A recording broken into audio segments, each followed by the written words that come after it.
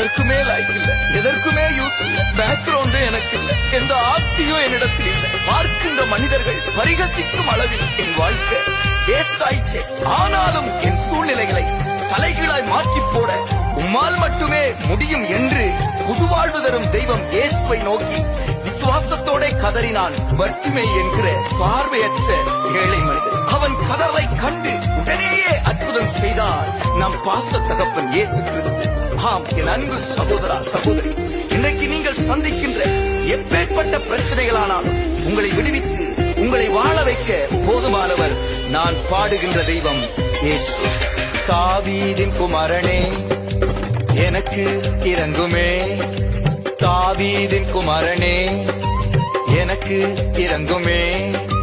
வழியருகே அமர்ந்து புது வாழ்வு கேட்டு சத்தமிட்டு கூப்பிடுறேன், வழியருகே அமர்ந்து புது வாழ்வு கேட்டு சத்தமிட்டு கூப்பிடுறேன்.